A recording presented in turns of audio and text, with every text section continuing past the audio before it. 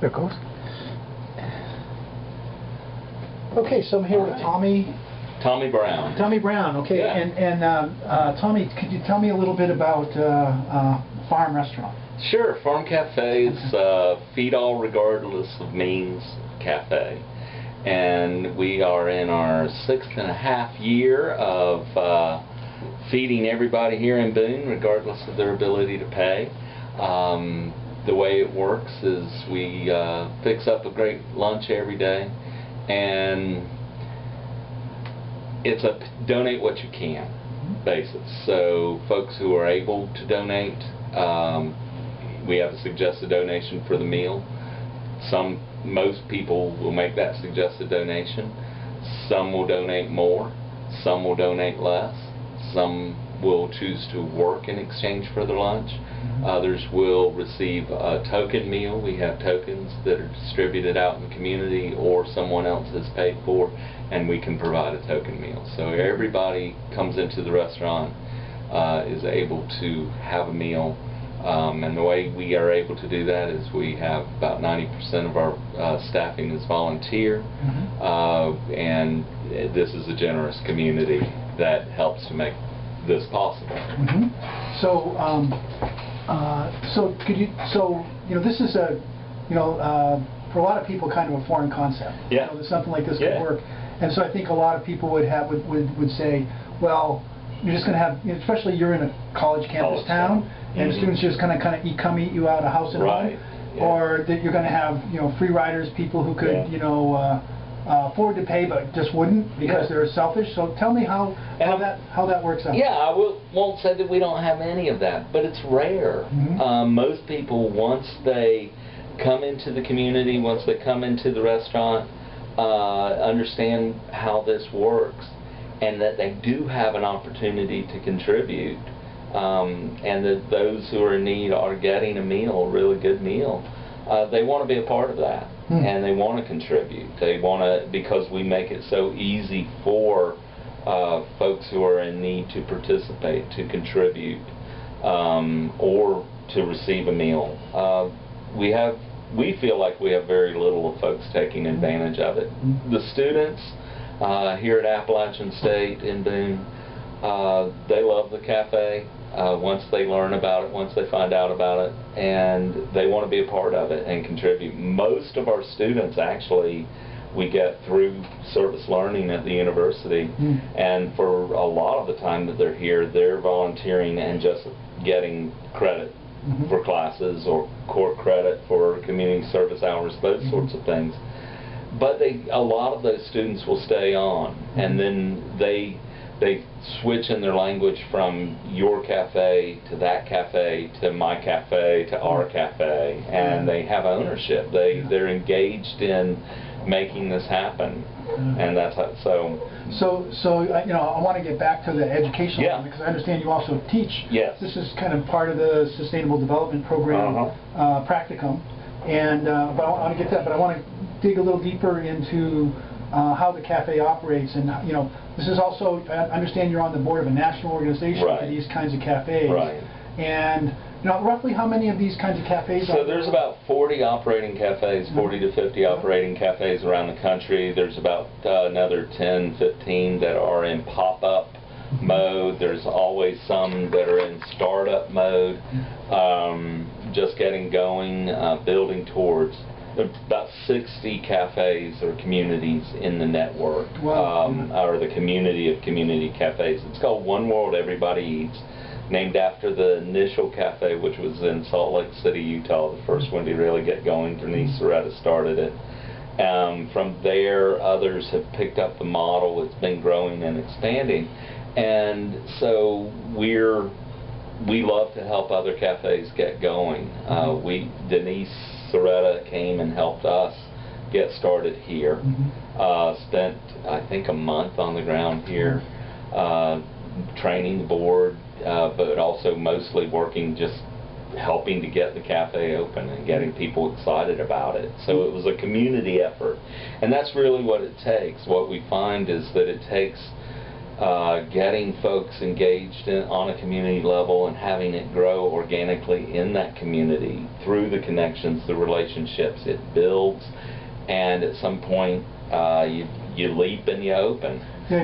And you were telling me that, you know, as you got started, it was actually a process where, you know, you met with people and, you know, had discussions with other restaurant owners to kind of, and other nonprofits, and, you know, the organizations that are doing good work around food security here, and then also had some. Tell me a little bit about that ramp-up process. So Renee was actually doing most of that. I was not involved at the time. I was aware of what was happening, but I was involved in another organization at the time, and so she, you know, got with friends and folks she knew, and she was in the restaurant field, and just through her relationships and her telling the story, and Denise coming and helping to tell the story and connecting with other folks in the network, that it began to build, and we left. The story that Renee tells is that they've been doing this about 3 years, talking about it, and came this space, the old Boone drug lunch counter, came available. And they had not raised enough money, nearly. They had raised about $50,000, but this space was available. And so in May of 2012, they jumped on it and opened up and started serving meals, and it's continued to work since then. And we have people from other communities. Just 2 weekends ago, we had folks from 4 different communities come and do a training here about this model, about what we do here, to get some hands-on in the cafe, to reflect on their learning, and to then take it back and apply it. And we're supporting that happening. Great. And also you were telling me like just some of the statistics about the kind of size of the operation. You do roughly about 80 meals a day. 80 meals a day, about $250,000 a year budget. Annual budget. And then what percentage of your revenue comes from money people pay at the cash register, and what do you have to raise? It's about 75% comes from the social entrepreneurship. 75% comes through the register, just what we do on a daily operation. So about 25% we end up raising through fundraisers, traditional and non-traditional fundraising techniques. One of them's a big party, right? The real good party. Yeah, our theme is like real good food, so real good party, and we have real good community. The party, the fundraising, traditional and online and other, and then just we've been around long enough. We've got connections into the community, and occasionally somebody will pop up with a big donation. And because they see what's happening, they believe in it, and so we have an endowment fund.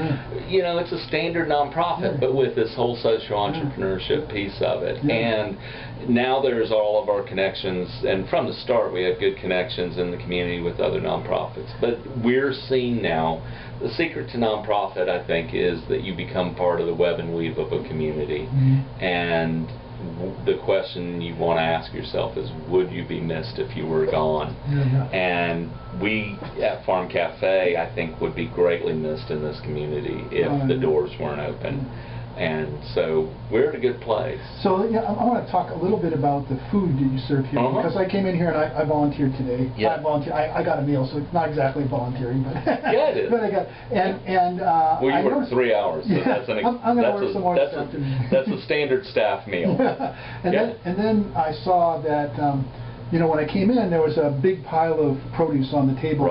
Obviously had come right from a farm. Really beautiful stuff. And so what you're doing here is you're feeding all, regardless of means, but you're also looking at the quality of the food and the taste and the pleasure at the table that people have. Not reserved just for an elite experience, but available to everybody. So could you speak a little bit more about the quality of what you do here and how you make that available to people? We purchase 90 to 95% of the food we serve so we don't take a lot of donated So you pay farmers full price? We are definitely paying farmers full price.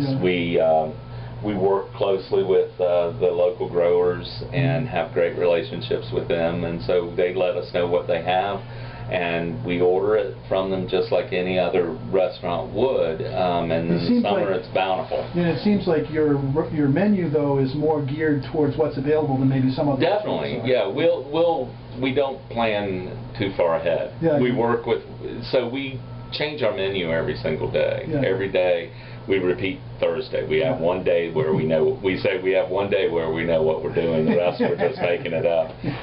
But yeah, we look and see what we have, what we feel like, what comes in the door. And when it's fresh, when it's just so out of the farms, you don't have to mess with it too much to make it taste good. So olive oil, salt and pepper, and roasted vegetables. That's our standard seasoning. And we had right now, I was at the farmer's market yesterday, and there was a lot of fingerling potatoes coming. And I noticed you had some of those fingerling potatoes, roast fingerling potatoes. Just simple, little olive oil, little salt, pepper. Also turnips today. Roasted turnips. And green beans. Just what was coming right in from the farm. So tell me, so you've also and we do that with our meats as well. We work with local producers, so we're getting fresh, local, organic. And you typically have something vegetarian every day too. We always have a vegetarian and or vegan option. Always fresh salad. Always, and we throw very little away. There's very little waste in how we do it because we always have soups. We can always reincorporate. So the leftovers, when you're working with good fresh stuff, you can make that the next day into something else that's wonderful. So turn that into a soup, turn that into a casserole. We work with other agencies, and if we do have, we also will do some frozen meals that we distribute to through the Children's Council or other nonprofits. We hardly throw anything away. So that brings me to the next question. Is you told me that this new venture, and tell me about this food recovery. So it's called Farm Full Circle, and we got a grant. We're partnered with Blue Ridge Women in Agriculture, local agricultural promotion nonprofit, and so we are taking fresh local fresh produce, some of it local, some of it just of that 40% of food that is typically thrown away into the waste stream. We're catching it before they even consider throwing it away. We're getting it from local vendors and some producers, and getting that and working with it in such a way. For example, this summer there was a lot of fresh fruit, so we were turning that into popsicles and these frozen popsicles, different flavors, and then distributing that to local summer camp programs, especially with nonprofits. And the kids they were loving lemon beet popsicles because they had this cool purple color, and they're getting it's getting healthy, and no sugar added, that sort of thing. But we'll make a lot of soups, we'll make a lot of sauces, we'll make package into quantities that people can actually utilize. Almost like a meal kit. Meal kits, because folks who are working poor, are working, it's a high service industry here, resort, tourism, that sort of thing, school. So the folks are working, often multiple jobs, but still the rent is high, all those dynamics are in play. So they go to the traditional shelter. If there's fresh fruit or package, they're going to pick up the package, fresh vegetables, because they've got to have the time to work with it. So we're intercepting that and sending it back to those pantries in a way that those folks, these are now the first things they're picking up. The first things that are distributed are these conveniently packaged fresh vegetables, and vegetables that and means that they can take home and have a healthy, nutritious meal. And it really is fabulous. I noticed that you have a cooler out here that has, so people could come in and pick that up. We and also, again, it's donate what you can. So they could come in and get a meal kit, take it home for the kids or whatever. So that we're working towards expanding the accessibility of these. And you don't have to reinvent the distribution for that, because there's already nonprofits that are dealing with food Right. insecurity. So we just partner with, we have about 20 organizations that are providing and about 25, 30 organizations that are receiving. And you're the link. Yeah. We're the link. Yeah, that's fantastic. And because we have the kitchen where that, and the know-how to work with the food and to work with it in a way that the flavors are retained, the nutrition is retained. We're not adding hardly any salts, that sort of stuff that's so traditionally done, and getting it back out to folks in need. One other question about how how it fits in the community, and that is the family of kind of restaurants, and restaurants that are trying to do good work using local food, and I can think in my community, friends I have in the restaurant business who would maybe feel a little bit pinched by an operation like this that came in. And tell me a little bit about how that worked here. You know what I'm saying? We joke about it. We invite them to try this model. That's what we say. You want to run a nonprofit restaurant? Go right ahead. Give away your 20% of what you bring in, or 20% of the food you make. Go ahead. Try it. But what I think part of that is eased by the fact that we have really good relationships with the local community. Renee has been in the restaurant community for years. She's a known entity and loved. And so that helped. That certainly helped. There was certainly folks who asked questions, and jokingly we'd say, try it. We'd love to have more of these right here in Boone. But I think once they saw what we're doing, and folks can look at the model around the country, it's feeding everybody. So there's this sector. Are we taking some of their customers? Yeah, but there's more than enough. Are we? And there's certainly more than enough people in need who also can benefit from this model. And so for me it's the general concept and perception of nonprofits. Are nonprofits taking, that's the perception in the value system that we generally work within, that is. The reality is that nonprofits contribute to their communities. Nonprofits benefit and strengthen communities, and we're a restaurant that does that as a nonprofit restaurant. And I have a good friend who's an economist who works in food security. One of the things he argues is that markets are not going to feed people who don't have money, and if they do, they're going to feed them bad food. The leftovers. So we have to do things that are outside of the market. And also you said that some of the people who may be hanging out outside these restaurants looking for a handout, now they have a place they can come. Exactly. And they become known by the people in the community. What's happened here in Boone now is whereas at the homeless shelter, we compartmentalize and we hide. Here, folks who are homeless, mentally ill, on fixed incomes are included in the community.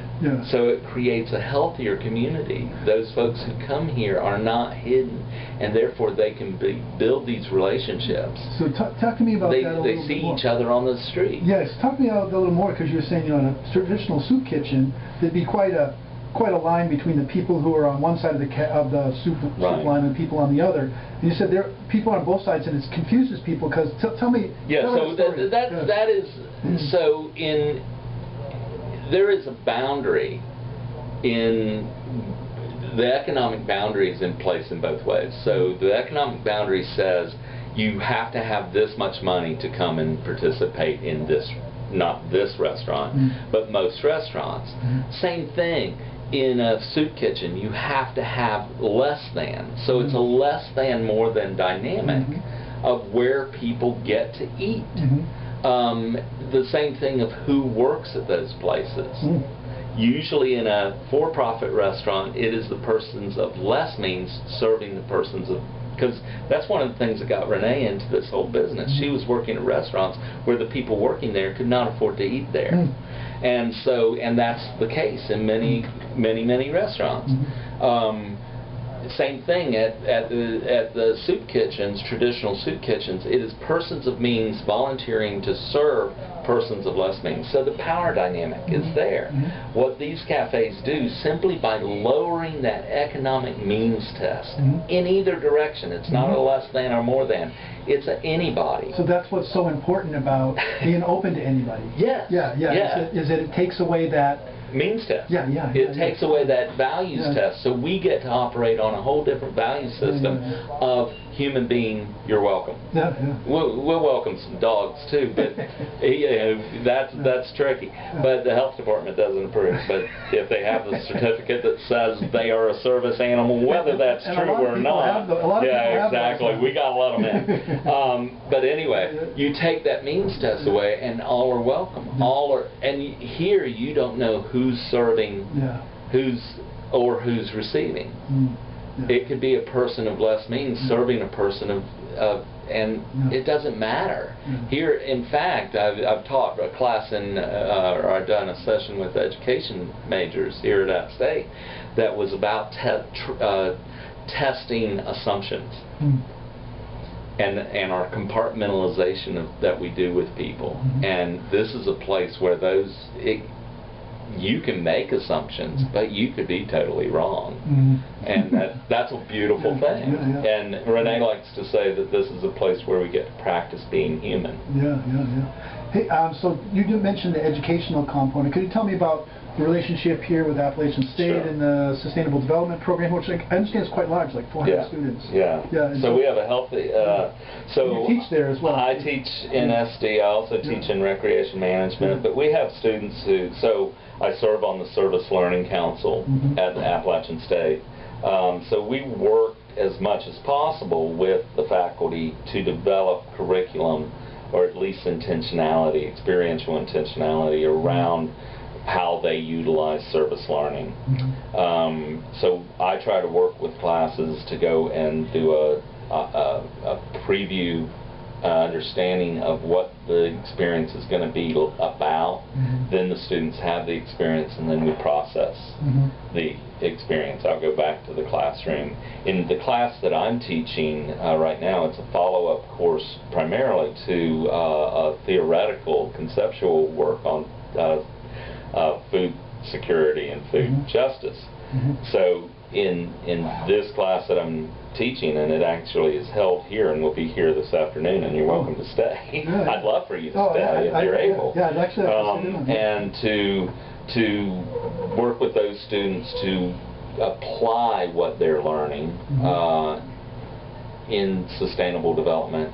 And the outcome at the end of this, they'll be creating some grant proposals for theoretical or actual organizations. So they're looking at this somewhat from a nonprofit, realistic. What are the struggles?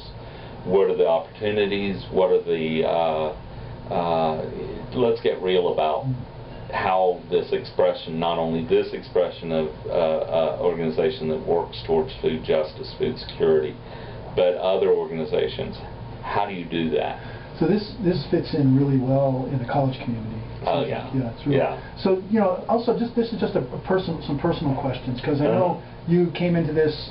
You were a minister in Unitarian. Still am. Still am a minister. Yeah, this is the best church I've ever had. Yeah, and there's there's a lot of different ways to approach sustainability, and I think you've been doing your ministry, but also you've been doing it in terms of sustainability, and everything about sustainability can be explored through the food system, as you know.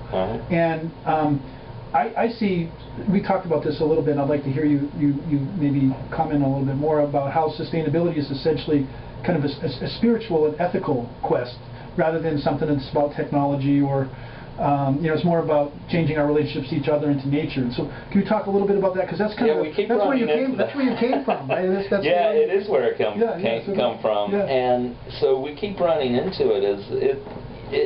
It always bumps up against values, and values is a moral question. It's an ethical question about how we perceive our place in relationship to the world, to other human beings.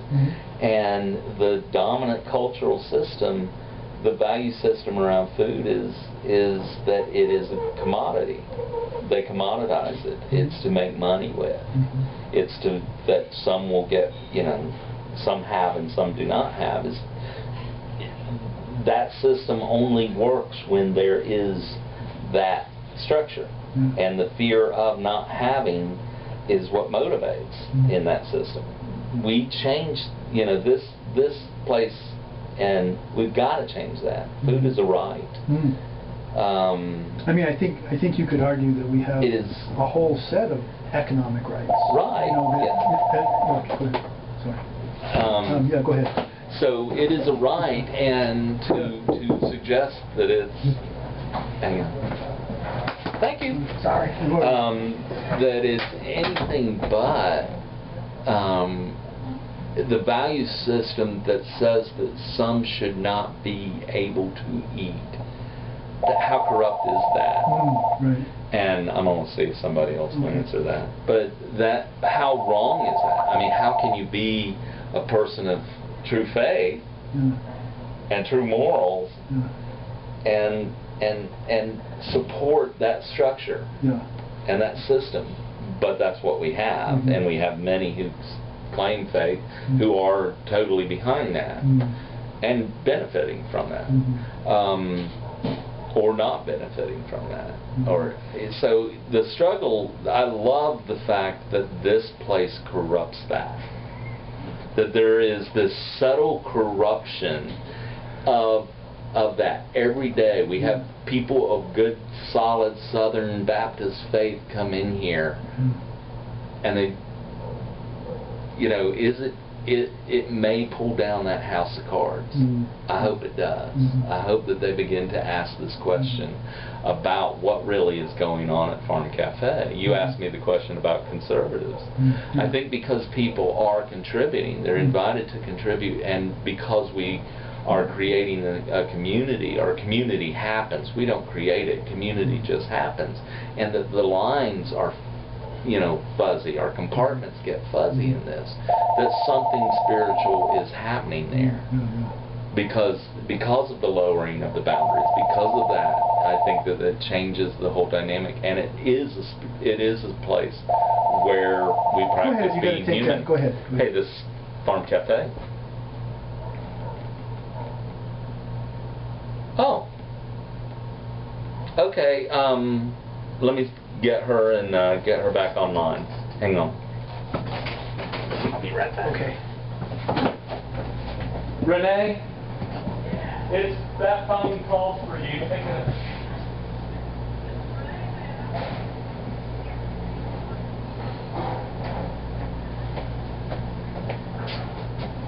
It's time to grab lunch. And start breakdown. So, we're just about done. I think we're just about done. Okay. Yeah, go ahead, finish. You were talking. So it is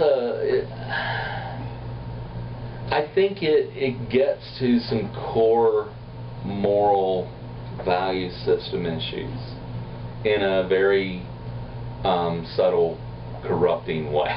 Yeah, but it's also like not hitting people over the head. It's like, let's come together and have good food. And look at what we're, exactly. It's not like, you're going to die if you don't do this. It's like pulling people forward in a positive. Yeah, but from a Christian perspective, the early church did the same thing. Well, tell me. I mean, so the outcome, whether it actually happened or what, but you get these images of the early church in Acts where what they did was get together and eat. And didn't charge a fee at the front door. It was only after the corruption of the Constantinian corruption of Christianity, when it became a part of the imperial system, did it become something else. It was shifting certainly before that, but you can look at a date where the early church passed and the imperial church began. And that's what we've had ever since. So this and the quest in Christianity, in Judaism, in Islam, in all faiths, is to get back to what that core do unto others, the basic golden rule is to find that community of acceptance, of welcome, of equality, of justice. And we know, as human beings, we know how we should be treating other human beings. And that's where we practice getting being human that Renee talks about. That's what happens here, is that non-judgmental, and it's all around the table. It's all around this food where we're, as human beings, in a very vulnerable place. Our key vulnerabilities as human beings is that we have to stop and eat. It's so animal of us, and we can't get past that, and nobody can. Technology's not that hunger is human. Yeah, technology is not, I mean, I hope not. We had that promise of the little green pills, but that was, Soylent Green. But it's something beautiful that this little place in Boone, that happens every day. That's why I say it's the best church I've ever been a part of, because all we do is open the door and feed people. Well, it's beautiful. Thank you so much. I really appreciate it, Tommy. This is been really a real fantastic. pleasure. Yeah, thank you. And I hope we can work together here in the future on this. Yeah, I hope so. You got my card. Yeah.